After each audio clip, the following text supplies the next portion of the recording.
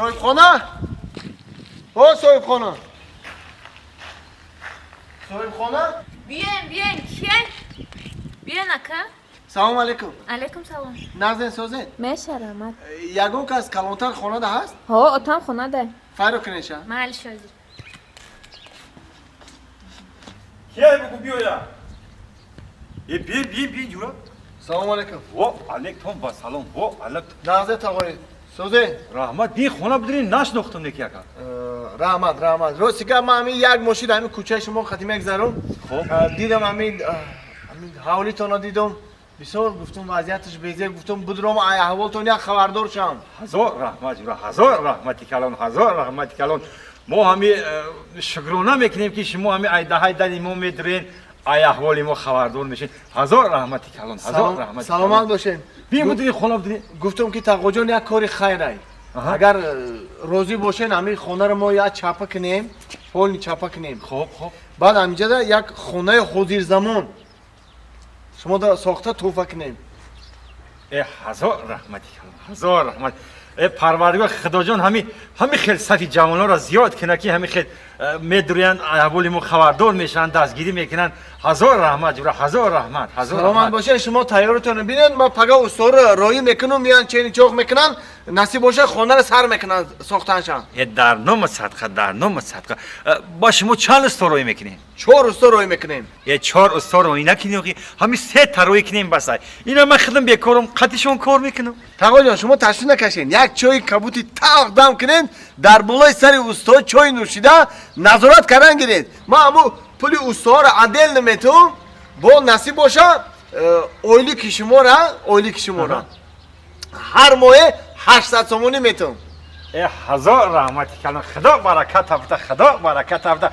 میندارم باور که میندارم هزار رحمتی کلان دیو خونه بدریم اخی شید نه میرم رحمت تقوا جان شما تیارتون ببینید ما هم پگاه هم استاد رو رایی میکنم مسئله شما رو میبینم خوب نازمونه هزار رحمتی کلان رای جان لبای میگم یه چی دیگر پرسم لبای میگم جوره همین معاش استاد که من کار ندارم همین معاشی ما کم نیست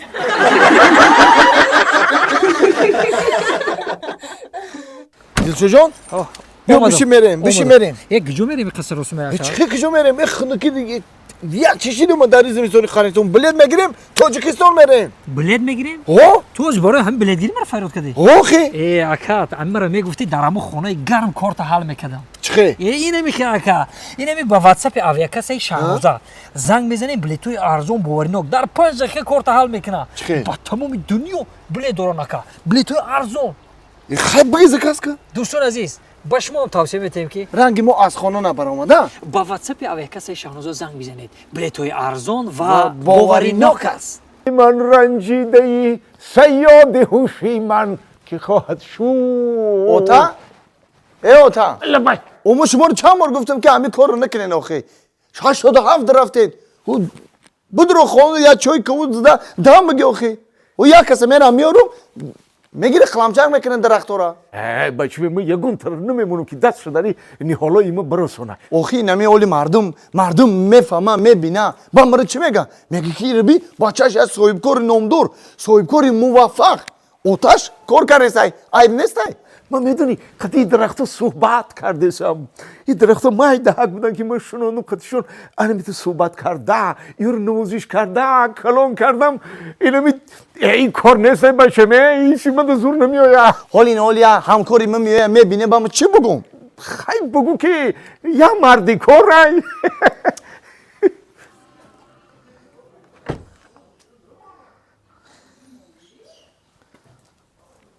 سعدی جون سعدی جون لبای آخه ماتریالیست ها میگفتن که میمون با واسطه این کار آدم شده значит کار نکنی آدم میمون میشه سلام علیکم سلام علیکم مقیم جان اکر از شما نه سلامتی اون رحمت صحبت کنیم ماشین نه خونه مرا ندارم نه بیاین اکر جان مرا خیر شما کورو چه گذشت کورو بسیار نرم خب همون آخرین وگونی که فرستادن بچه های شما قبول نکردن می قبول کردن می نه قبول کردن من زنگ زدم دفتری ما ده حسابات آمده است که قبول نکردگی نه کردن من زنگ زدم خیال بشینین مرا رحمت اکنون من همین چیزا مصلحت کنیم گفتم اومدم اكو سعدی جان این کار کمتر فهمیدن در که پولی مایده نیکو برادر مخیم جان اکا هر دمون علایده بعد ایسو کتو میکنیم کیه بای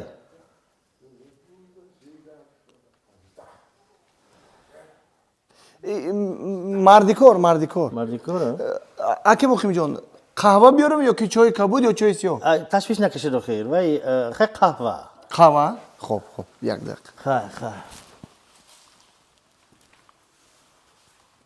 مانده نباشد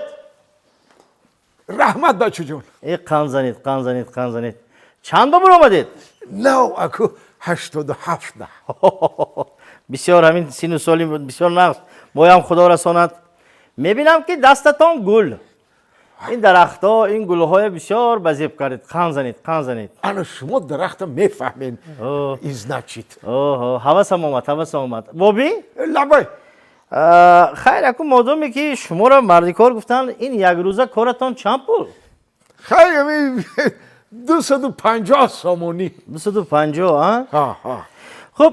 پگاه یک خانه به منم همین درخت و انگور رو دارم ده ها همونم رفته یک شکلش شروع کردید مایلی میتونید پگاه رفته خیلی نصیب چند پول میشه دمک جان برای شما 600 سامونی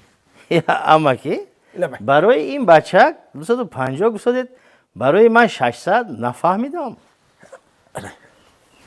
گوش کن ده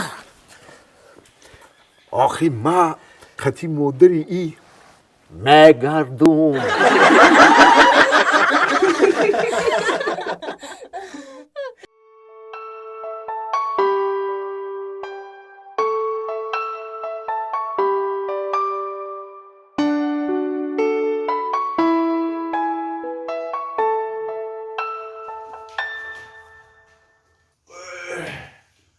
خوش آمدی از خوش آمدی رحمت حسین رحمت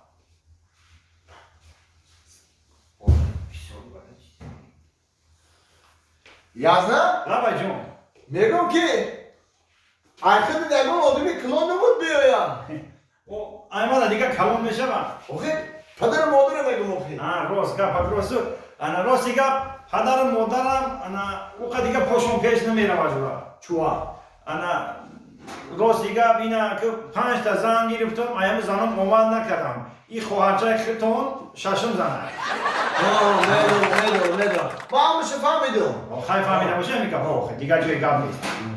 انا با عروسا بردن اولیا دو روز دیگه وقت داریم و ما باید دو روز پس بیم عروسا ببریم انا ما برای همین لق پر اومدم گفتم همین لق پر را پیشترک ببریم یا دو روز پیشکی با خیلی تینتر میشیم با عصبمون اورام میشه برای همین اومدم گفتم که هم بوکلیم ببریم اینا یک کماز آوردم